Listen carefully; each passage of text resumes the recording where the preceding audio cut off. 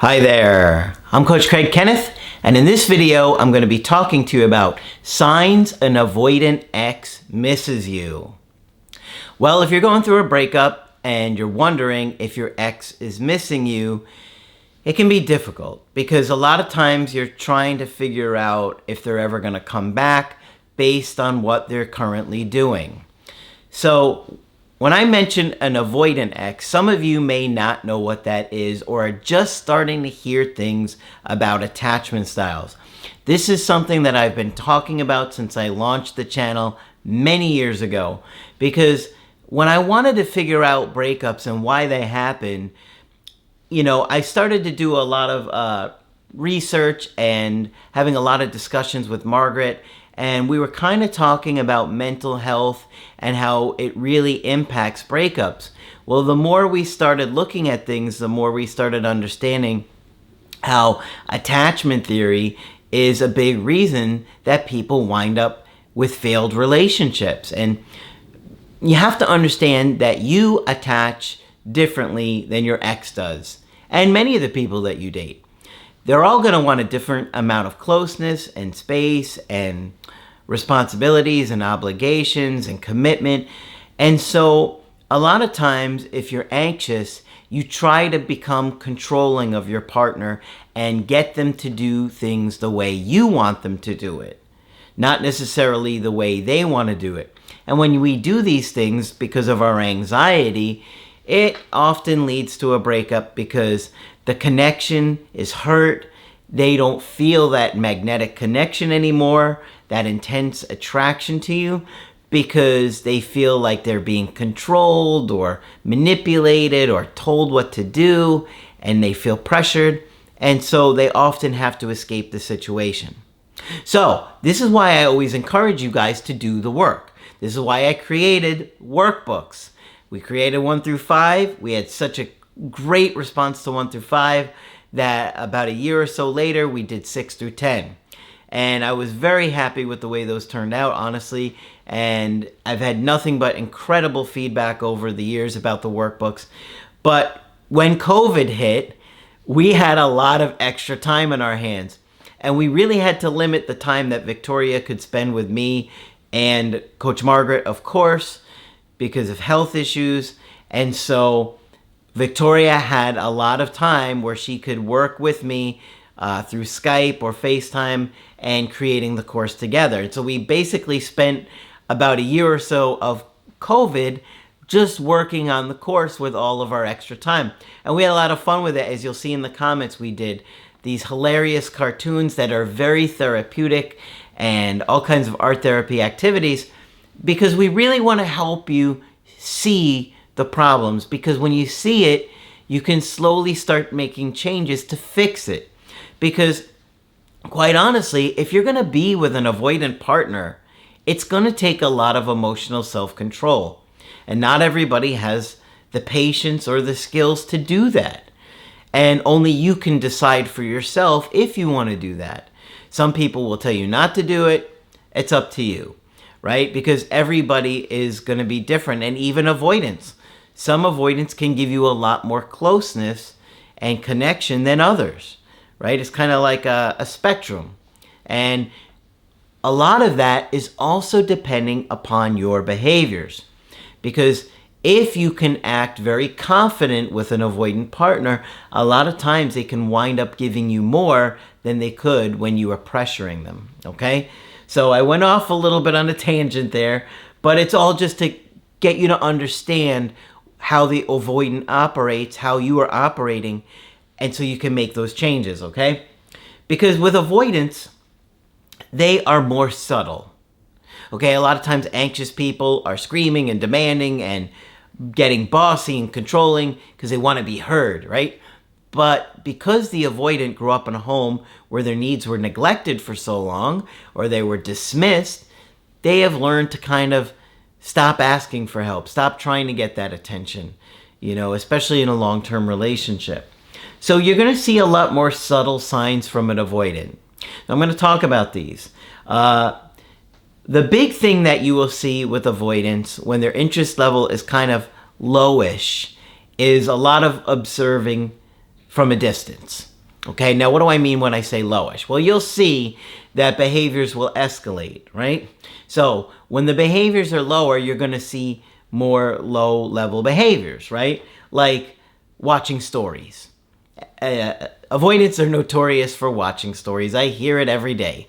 He still watched my story. She still watches my story. Do they still care?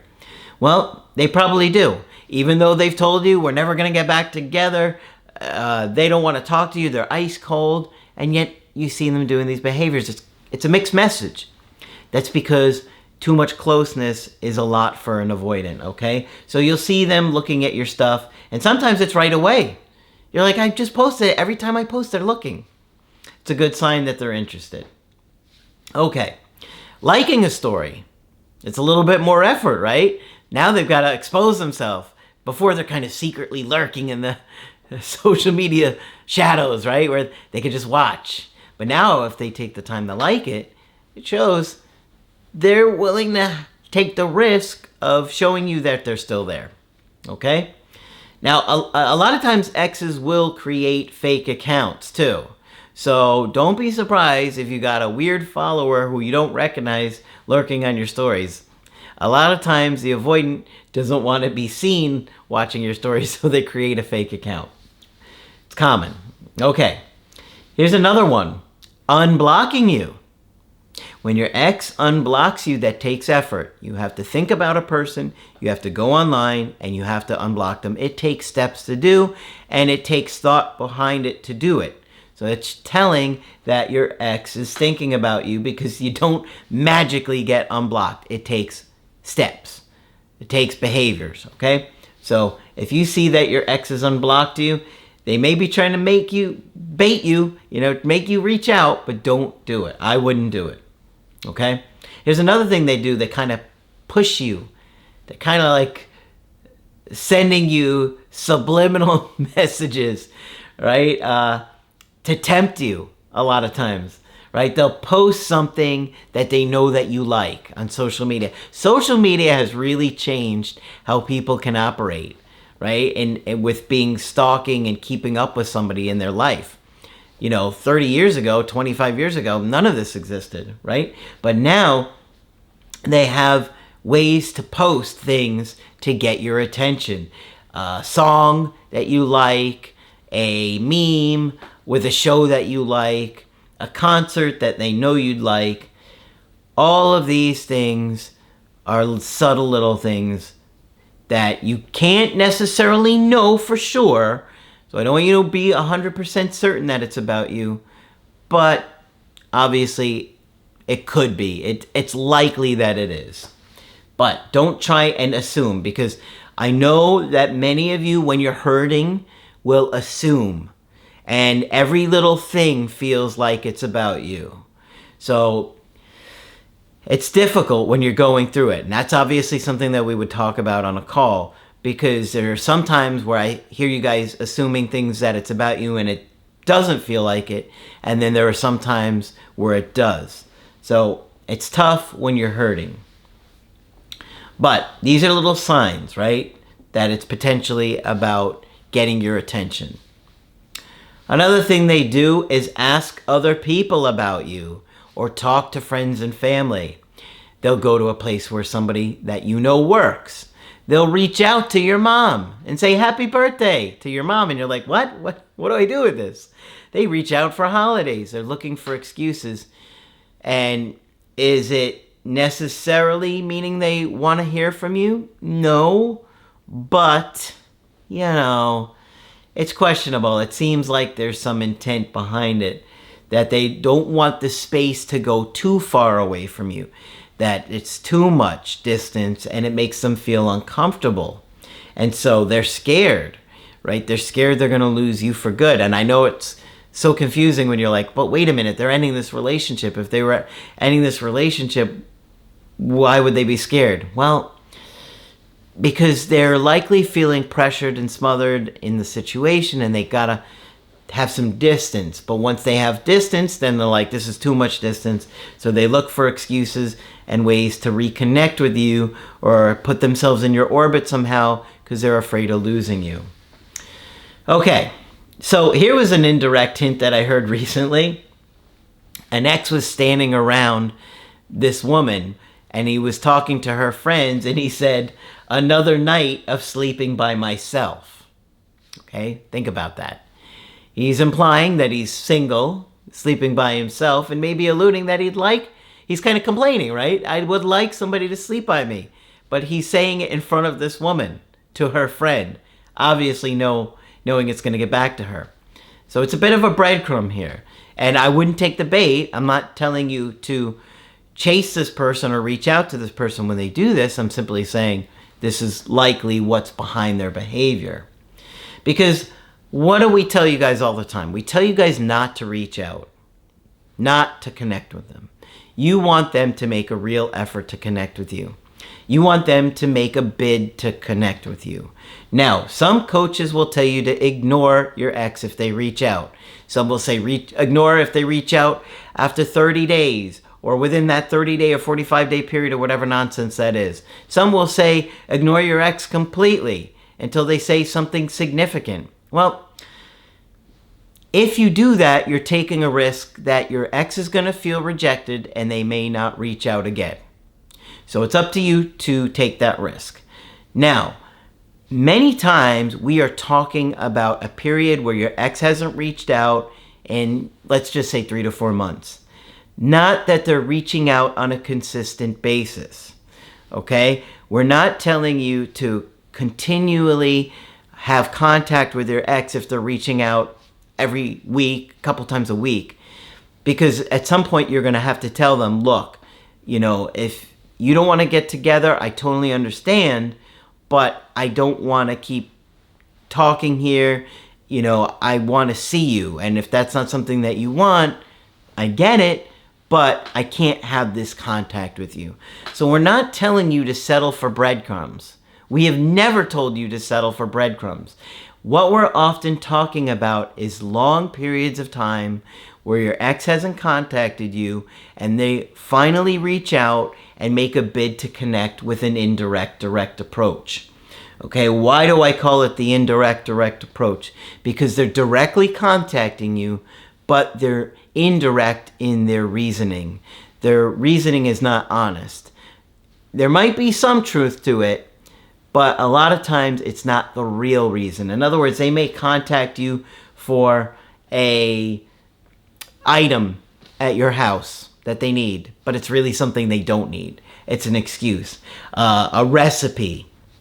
They're asking you a question about something that they could easily find out the answer to. Maybe it's about a bill, but they could easily find it out. Or some question that they could find out they don't need you. But it's because they're trying to connect with you. It doesn't necessarily mean they want to get back together, but they're just making some kind of bid to connect with you. Here are the ones that we see often. A link to a song. I had this one this week. Somebody got a link to a song out of nowhere. I'm like, what is this? You don't want to be with me, but you're sending me a link to a song. It's painful and it's frustrating, but this is what exes often do, especially avoidant exes. It could be a meme about something that you like, maybe a show that you like or a movie, but they're looking for an excuse to fill that void and make that bid to connect. It's usually nothing of substance, okay? Because they're afraid of rejection themselves. Another big thing I see exes do is ask questions. Now, it may be in response to something that's happened between you guys, in like a bill. Does this bill have to get paid by this amount of time? Something that they need to ask you a question, but they don't really need to ask you this question. So look for unusual questions. It's usually just because they want to connect with you. Now, sometimes an ex had offered to help you with something. And so this was done before the breakup, and now they're still offering to help. Something practical. Men especially will do this. I know I had promised to fix that sink before I left. When could I come over and fix it? Well, there's a little bit of guilt there that they feel responsible for helping you. And, maybe they're feeling like they miss you and it's hurting to be without you and not talk to you, so they will do an act of service, something practical to try and put themselves in your life still. Now, those are some of the smaller things. But obviously, if they miss you enough and it's really getting tough for them and they're really rethinking things, their bids will escalate. Like apologizing. I had this recently too, just this past week. Somebody reached out to apologize for what happened. And, you know, especially if they're really showing that they understand their mistakes and like things that they could have done wrong or differently, and they're showing some regret, that's a good sign that it's getting tough for them and they're really thinking about things. Now, sometimes they'll try and stay friends, okay, because they're hurting, they miss that friendship that they have with you. You know, it's not always that somebody isn't attracted to you anymore. It's sometimes that their mental health and their struggles with a long-term attachment are so much they really can't do it. And I had a woman this week, great woman. I mean, she had everything you'd be looking for in a girlfriend and was incredibly patient, funny, pretty, successful, understanding. And the guy was clearly telling her for a long time, "You're the nicest person I've ever known. You're the greatest person I've ever been around."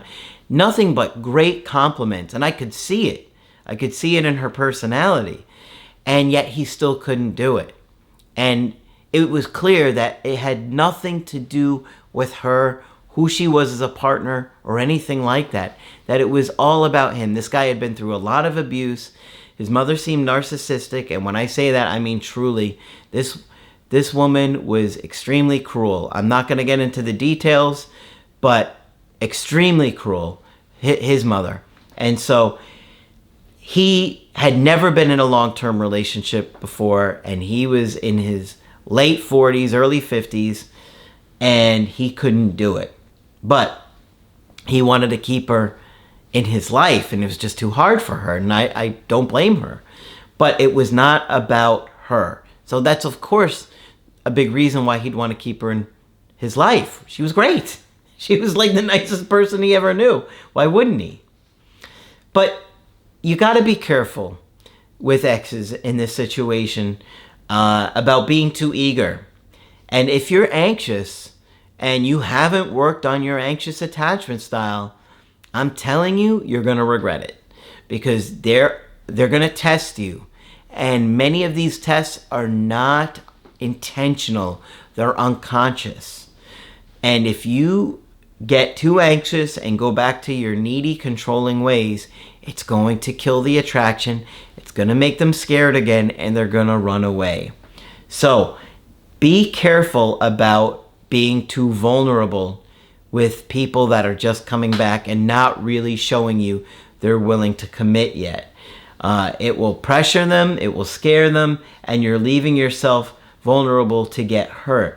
It's easy to get hurt and disappointed when you hear from your ex, and you just want to take things slow, okay? Now, sometimes they'll come back really strong, but in your heart, you need to take it slow and know that this is a vulnerable state, and you have got to be careful and make sure they're really committed to turning this around, and that you're committed to the personal growth, that you guys can have something healthy again. Because you can have a healthier relationship with an avoidant. But everybody's needs and wants in a relationship are different. Yours are going to be very different from other people that are watching this video. And only you can decide what is healthy or good for you. So please understand that avoidance can come back. They can get scared again and run away. If you're coming on too strong, sometimes they have just buyer's remorse. They've reached out, you have a little interaction with them, and they run away again. You got to stay calm in these situations. If you have an ex that's breadcrumbing you, don't allow them to breadcrumb you, okay? You got to set a boundary at some point. I know it's not easy to do and it's scary to do, but you have to do it when you feel comfortable. I don't want people being breadcrumbed and strung along. But Trust me when I tell you, avoidant exes do think about you. I have them every week, do calls with me, and tell me that they missed their ex. They thought about him every day. It's just, usually it takes after that relief stage before they start to feel like that. Okay? So, hopefully this has been helpful to you. And of course, if you want to get my help personally, you could do that on my website, askcraig.net. I do email coaching and I do Skype. Of course, you can get my workbooks and my creative healing course on my website only. But that's it for this video. I'm Coach Craig Kenneth, and I will talk with you soon.